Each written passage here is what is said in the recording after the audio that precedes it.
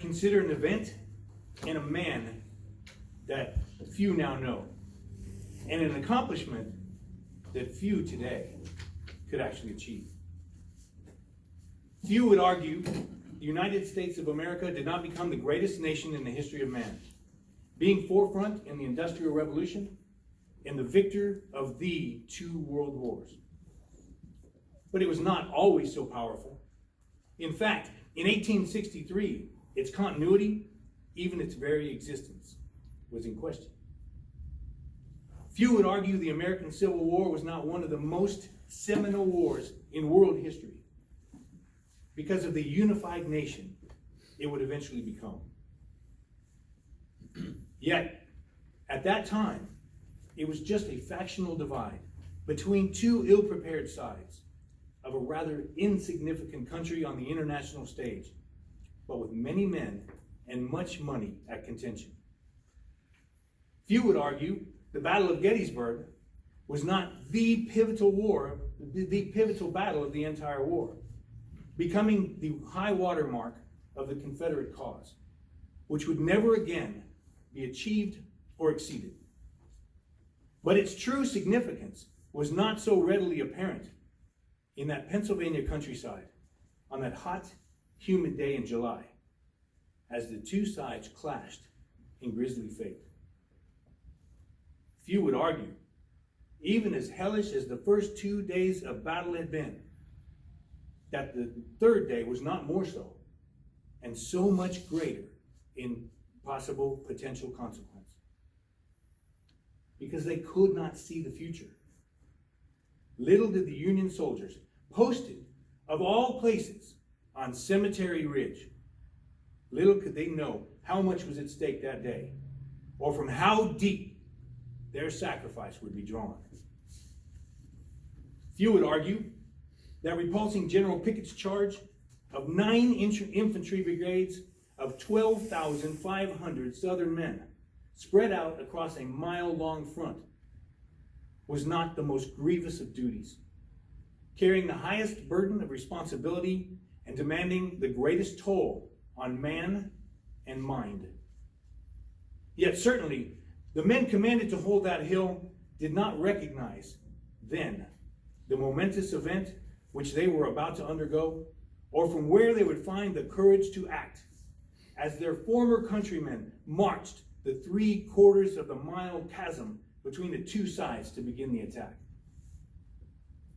Few men know the fury of battle, or the hardened nerves required to withstand an onslaught of charging men screaming a fiendish rebel yell, hell-bent on causing death or dying themselves on the blade of the bayonet fixed to your rifle, allowing their blood to stain your boots and the ground on which you stand.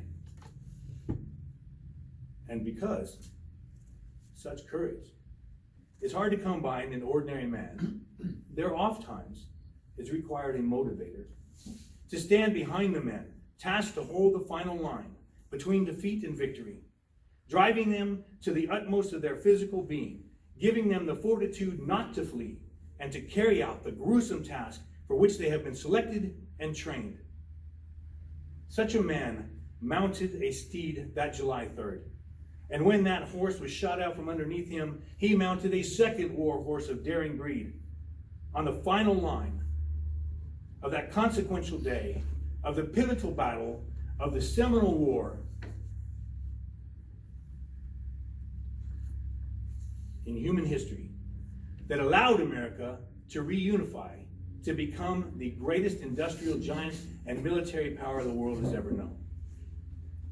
What is the name of this man to whom America owes so much, who spurred his men to inflict 50% casualties on the opposing forces, who his men called brave as a lion? He would die as a result of another battle in that war, despite the glorious victory he helped achieve at Gettysburg, where 50,000 Americans fell. That war would grind on for another 21 debilitating months. He was one of the heroes honored by President Lincoln at the Gettysburg Address. Later, when General Ulysses S. Grant was running for the presidency, when his campaign brought him through Pittsburgh, he turned aside to the Allegheny Cemetery, where he openly wept at this man's grave. What would this man say to you men now if he could stand before you? Simply, carry out your duties and hold the line. So that after the battle you could do as he did, which was to affix the Confederate flag behind his horse and drag it behind the men and in front of the men before the victorious, the tired and victorious soldiers before the defeated soldiers that they had now conquered, showing them both that the enemy had been defeated. Yes, an event and a man few now know, and an accomplishment few now could achieve.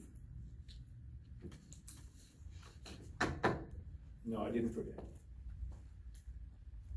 What was the name of that man who made that significant difference, to whom all America owes, who held the final line himself without delegation of duty, or without delegation of task or dereliction of duty? Yesterday, that man was General Alexander Hayes. Tomorrow, that man is you.